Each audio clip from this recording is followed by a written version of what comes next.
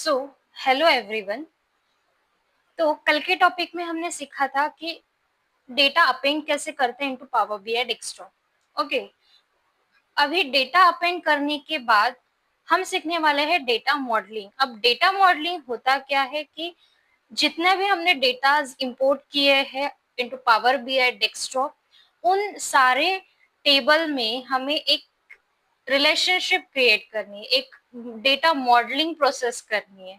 ठीक है, तो डेटा मॉडलिंग होता क्या है कि data modelling in power BI is the process of organizing and structuring data into tables and defining relationship between them to enable defining analysis and reporting. It involves creating a logical representation of data, specifying tables, relationships, and calculated elements to derive meaningful insight. To derive meaningful insights. अब data modelling करते क्यों है? अभी हमको अगर हमारे पास 3-4 data है और उन 3-4 डेटा में से हमको एक इंटरएक्टिव डैशबोर्ड बनानी है, तो इसलिए हम डेटा मॉडलिंग की प्रोसेस अप्लाई करते हैं। सो समझते हैं। अभी स्क्रीन पर पावर बीआई डेस्कटॉप में जाते हैं। अब पावर बीआई डेस्कटॉप में कल हमने ऑर्डर्स डेटा को इंपोर्ट कर लिया था। ठीक है, अब ऑर्डर डेटा इंपोर्ट करने के बाद आप देख सकते हो टेबल व्यू में हमारे पास कस्टमर्स डिटेल्स में हमारे पास है कस्टमर आईडी। ठीक है, और ऑर्डर्स डेटा में भी हमारे पास है एक कस्टमर आईडी का कॉलम। ओके, है यहाँ पे कस्टमर आईडी का कॉलम। और फूड डिटेल्स में आते हैं। अब फूड डिटेल्स में देखते हैं हम हमारा item code 2166। Okay, and orders data में भी आते हैं हमारे इसमें। तो हम इसमें देखेंगे कि फूड आइटम्स है, उसी के डेटा फॉर्मेट में है वो। ठीक है, वो कॉलम उसी फॉर्मेट में है। ठीक है, तो हमको क्या करना है, इन सारे अलग अलग शीट्स को एक ही इसमें एक ही रिपोर्ट बनाने के लिए हमको डेटा मॉडलिंग अप्लाई करनी पड़ेगी। अब देखते हैं यहाँ पे कि डेटा मॉडलिंग होती कैसे। अब यहाँ पे जाएंगे हम। ये हमारा ऑर्डर्स डेटा हमने इंपोर्ट कर लिया, सारे डेटास को इंपोर्ट कर लिया। अगर नहीं पता है तो आप प्रीवियस चैप्टर्स को गो थ्रू करके आप इस डेटा मॉडलिंग के चैप्टर पर आइए। ठीक है, तो हमें ऑटोमेटिकली एक दो रिलेशनशिप क्रिएट करके आ गई है। ठीक है, तो सबसे पहले ये कस्टमर डिटेल्स है, फूड डिटेल्स है एंड रेस्टोरेंट डिटेल्स है। तो ये है हमारे डायमेंशंस टेबल। क्या है ये? हमारे डायमेंशंस टेबल। अब डायमेंशन टेबल्स होते क्या है? डायमेंशन टेबल्स में यूनिक वैल्यूज होती है। जैसे कि अब देखते हैं हमारे टेबल व्यू में। अब टेबल व्यू में आते हैं हम हमारे फूड डिटेल्स में। आप देख सकते हो यहाँ पे कोई भी रिपीटेड वैल्यू नहीं होगी, यहाँ पे सब यूनिक वैल्यूज है। कस्टमर डिटेल्स में भी देखते हैं हम कि यहाँ पे हमारे सारे यूनिक वैल्यूज है। ओके, अब जाते हैं हम हमारे ऑर्डर डेटा पे। अब ऑर्डर डेटा में जाएंगे, यहाँ पे क्या रिपीटेड वैल्यू दिखेगी आपको। ठीक है, तो ये जो सारे हमारे जो कस्टमर डिटेल्स है, फूड डिटेल्स है और रेस्टोरेंट डिटेल्स है, ये जो तीन हमारे जो टेबल्स है उसे हम डायमेंशंस टेबल बोलेंगे। क्यों? ताकि यहाँ पे यूनिक वैल्यूज होती है। अब ऑर्डर्स डेटा, ये है हमारा ऑर्डर्स डेटा, यानी कि हम इसे फैक्ट टेबल भी कहते हैं। फैक्ट टेबल या फिर ऑर्डर डेटा या फिर डेटा टेबल। ठीक है, तो इसे हम फैक्ट टेबल कहते हैं। क्यों फैक्ट टेबल कहते हैं? क्योंकि इसमें रिपीटेड वैल्यू होती है। जैसे कि अभी मैंने दिखाया कि ऑर्डर्स डेटा में रिपीटेड वैल्यू होती है। आप देख सकते हो यहाँ पे फिर से कि यहाँ पे 2147, 2146, 2145, 2147 यहाँ पे रिपीटेड वैल्यू। तो ये है हमारा फैक्ट टेबल। ठीक है, अब हमको यहाँ पे कस्टमर डिटेल्स और ऑर्डर्स डेटा में पहले से ही रिलेशनशिप क्रिएट करके दी गई है, जो कि हम जाएंगे इस एरो के ऊपर जाएंगे, इस लाइन के ऊपर जाएंगे एरो लेकर, तो हमको यहाँ पे दिखाई देगा कि कस्टमर आईडी कस्टमर डिटेल्स में और ऑर्डर्स डेटा में भी कस्टमर आईडी है। इन दोनों के बीच में रिलेशनशिप क्रिएट हुआ है। अब इसमें कौन सा रिलेशनशिप क्रिएट हुआ है? तो वन टू मेनी कार्डिनलिटी यहाँ पे शो होता है। अब यहाँ पे है डाउनवर्ड एरो। ठीक है, अब डाउनवर्ड एरो का मतलब ही वन टू मेनी कार्डिनलिटी है, मतलब वन टू मेनी का रिलेशनशिप क्रिएट हुआ है। और रेस्टोरेंट डिटेल्स में भी आप देख सकते हो कि रेस्टोरेंट कोड, और अब इसे हम थोड़ा ऊपर लेंगे, नीचे का हाइड हो गया, ओके। अब रेस्टोरेंट डिटेल्स में हम देख सकते हैं कि हमारा रिलेशनशिप क्रिएट हुआ है restaurant ID and restaurant code. अब ये हमारे पास नाम तो अलग अलग है, बट हमारे पास इसका जो डेटा है वो सेम है, ठीक है। जैसे कि हम रेस्टोरेंट डिटेल्स में, और अब रेस्टोरेंट डिटेल्स में जाएंगे हम। अब इसमें हमारा रेस्टोरेंट कोड और ऑर्डर्स डेटा में हमारा आइटम कोड देखेंगे, ठीक है। फॉर्मेट सेम है, फॉर्मेट सेम है, इसलिए यहाँ पे वन टू मेनी का रिलेशनशिप कार्डिनलिटी रिलेशनशिप मेंटेन हुआ है। आप देख सकते हो डाउनवर्ड एरो मतलब वन टू मेनी का कार्डिनलिटी रिलेशनशिप क्रिएट होना। अब अगर किसी किसी के इसमें ये रिलेशनशिप क्रिएट नहीं है, तो इसे रिलेशनशिप क्रिएट कैसे करनी है ये हम बताते हैं, ठीक है। अब मैंने यहाँ से इसको डिलीट कर दिया, ठीक है। हो गया कि डिलीट नहीं हुआ?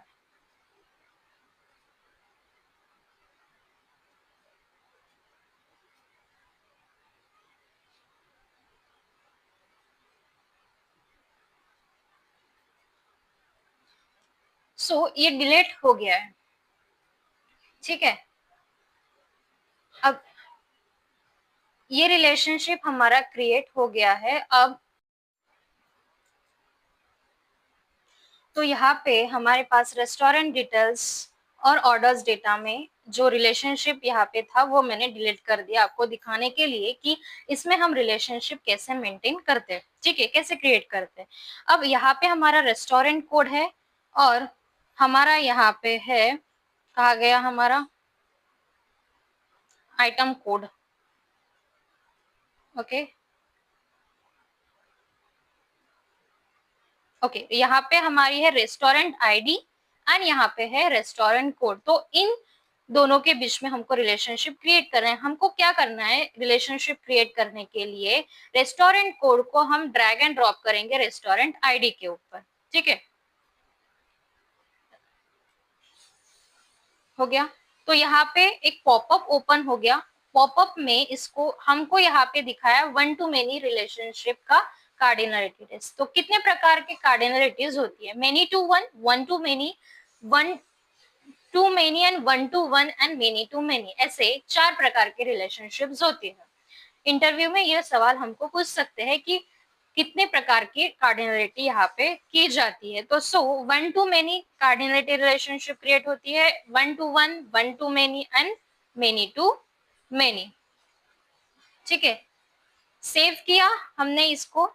अब सेव करने के बाद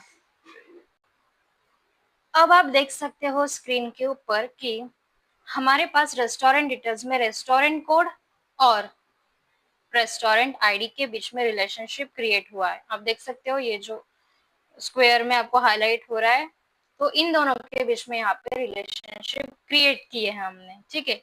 अब food details and orders data के बीच में रिलेशनशिप क्रिएट करनी होगी। क्यों? अगर रिलेशनशिप क्रिएट नहीं है तो हम जब इंटरैक्टिव डैशबोर्ड बनाएंगे तब हम ये एनालाइज नहीं कर पाएंगे कि हम किस फूड ने, कौन सा जो फूड है वो कितने कस्टमर्स ने या फिर कौन से कस्टमर आईडी ने आईडी को सेल हुआ है, कौन से प्राइस पर उसने परचेस किया है, ये सब हम एनालाइज नहीं कर पाएंगे अगर इन दोनों के बीच में रिलेशनशिप क्रिएट नहीं है। तो रिलेशनशिप क्रिएट करने के लिए सबसे पहले यहाँ पे आइटम कोड और यहाँ पे है फूड आइटम, ठीक है। Item code and food item को हम इन दोनों के बीच में रिलेशनशिप क्रिएट करेंगे, ठीक है। इसमें भी वन टू मेनी की रिलेशनशिप कार्डिनलिटी रिलेशनशिप क्रिएट होगी। इसको भी हम सेव करते हैं। तो ये जो पॉपअप ओपन होता है उसमें आप देख सकते हो, ठीक है, food details and orders data 2 sheets है और उन दोनों शीट्स में ये कार्डिनलिटी क्रिएट हुई है, ठीक है।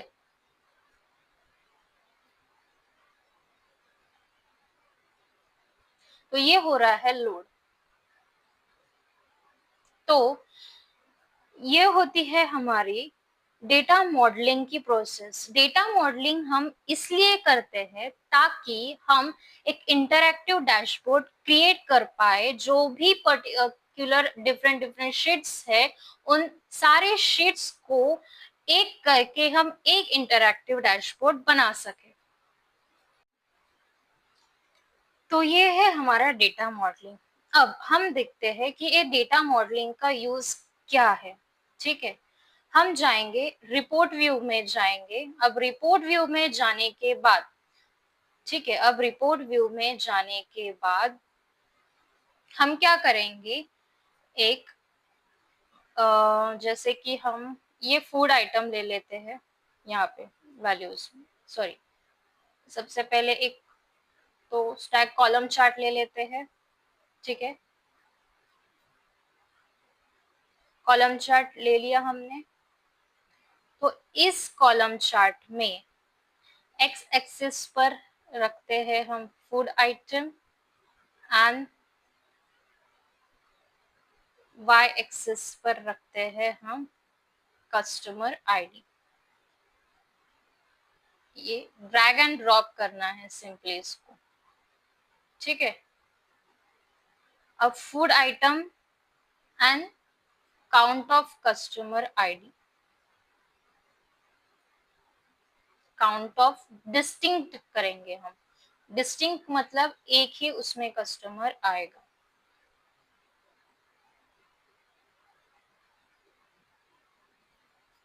Count of customer by food item.